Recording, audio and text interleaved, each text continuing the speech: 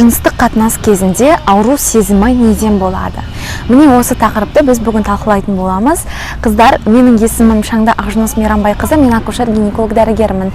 Менің осындай пайдалы ақпараттарымды жіберіп алғыңыз келмесе, подписка жасауды, ұнаса лайк басуды және сұрақтарыңыз болса, комментарийға жаза кетуді ұмытпаңыздар, иә? Ал кеттік, біз бүгінгі тақырыпта жыныстық қатынас кезінде не үшін ауру сезімдері болуы мүмкін, соған тоқталатын боламыз. Бірінші, қараңыздар, босанғаннан кейін әйелдерде жыныстық қатынас кезінде ауру сезімдері не үшін болуы мүмкін? Өйткені босанған әйелде әртүрлі жағдайлар болуы мүмкін, яғни беременность әртүрлі аяқталады.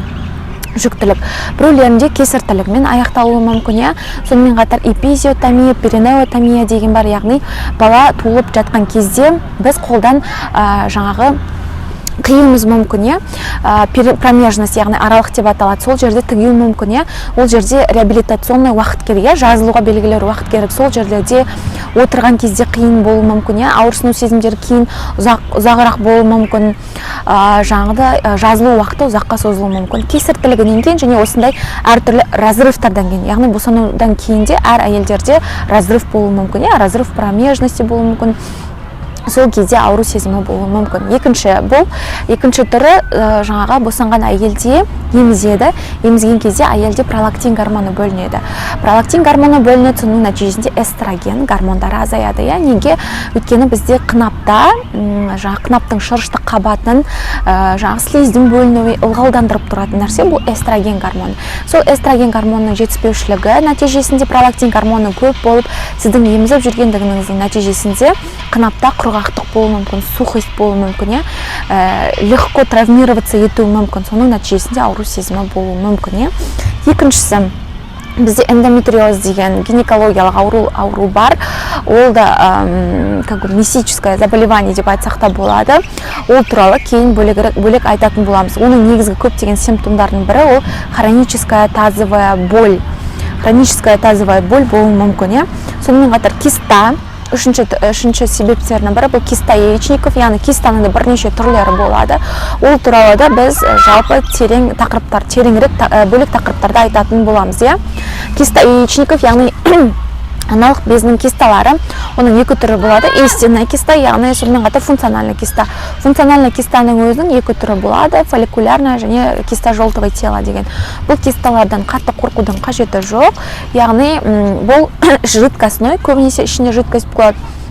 Және бұл жаңағы үлкейген кезде ауру сезімі болуы мүмкін. Ішіңіз ауру мүмкін, жыныстық қатынас кезінде ауру одан сайын күшеюі мүмкін.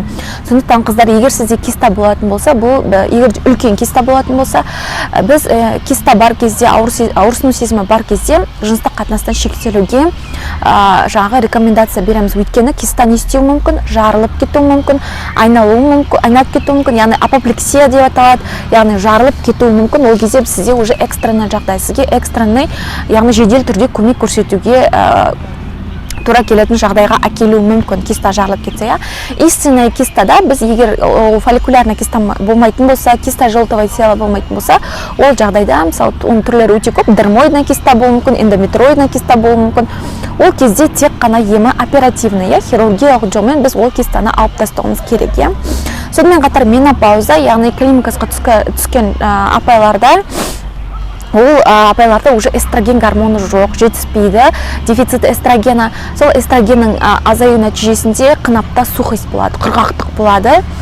Жаңағы қынап тез травмаға ұшырауы мүмкін, атрофироваться ету мүмкін, истонченный болуы мүмкін, былжырап сондай болып қалады, за то, что сізде эстроген гормонының жоқ есебінен, бұл физиологиялық сондай жағдай әкелуі мүмкін. Соның нәтижесінде сізде осындай ауру сезімі болуы мүмкін. Сонымен қатар цистит кезінде де ауру сезімі болуы мүмкін.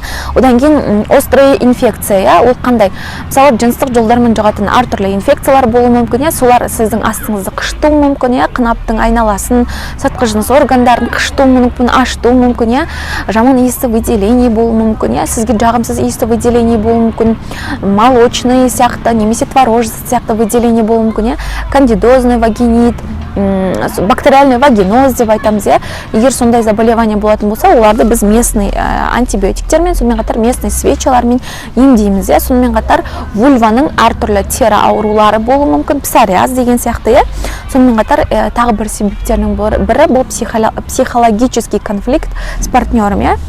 Егер де бұрын әйелде психологиялық осындай травма алған болса, насилие болған болатын болса, ол да осындай психологиялық түрде қарсылық білдіру мүмкін. Соның нәтижесінде әйелде ауру сезімі болуы мүмкін.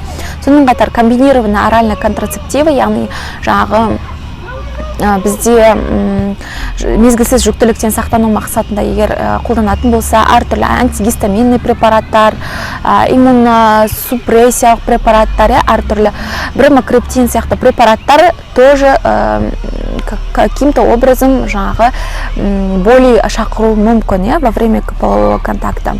Сонымен қатар вагинизм деген бар, яғни непроизвольное сокращение мышц тазового дна, яғни қынап бізде непроизвольно сокращаться етіп, любой сыртқы кірген, қынапқа кірген нәрсені қысып алуы мүмкін. Ол мысалы әртүрлі біз гинекологиялық осмотр жасағанда, тампон қойған кезде, немесе жыныстық қатынас кезінде непроизвольное сокращение болуы мүмкін. Енді бұның біз қалай күресеміз? Осы мен айтқан себептерін устранить ету арқылы, себептерін емдеу арқылы кетіре аламыз. Бірақ та енді бұл жерде білесіздер, қыздар, все индивидуально. Әр әйелдің жаңағы біз анамнезін сұрауымыз керек. Сонымен қатар жаңағы етеккірін сұрауымыз керек, қандай да бір инфекциялар болса, соларға тексеруіміз керек, өз жетісуіміз керек деген сияқты әртүрлі нюанстар бар. Сондықтан кез келген нәрсені өздігіңізден істемеңіздер, қыздар, өздігіңізден ем қабылдамаңыздар. Мүмкіндіктеріңіз болса, желательно гинекологқа барыңыздар, себептерін көріңіздер. Өйткені мен мына жерде сіздің емдеріңізді білмеуім мүмкін. Біреуінде киста болуы мүмкін, бір әйелде миома болуы мүмкін. Бір әйелде сондай психологиялық травма болған болуы мүмкін, бір әйелде комбинированный оральный контрацептив ішуі мүмкін, бір кісі ол менопауза, климакс жасындағы апайлар болуы мүмкін. Сондықтан әр жағдай ерекше қаралуы тиіс, қыздар. Қыздар, менің жаңа видеом сіздерге пайдалы болса, лайк басуды ұмытпаңыздар. Егер сұрақтарыңыз болса, комментарийде күтемін.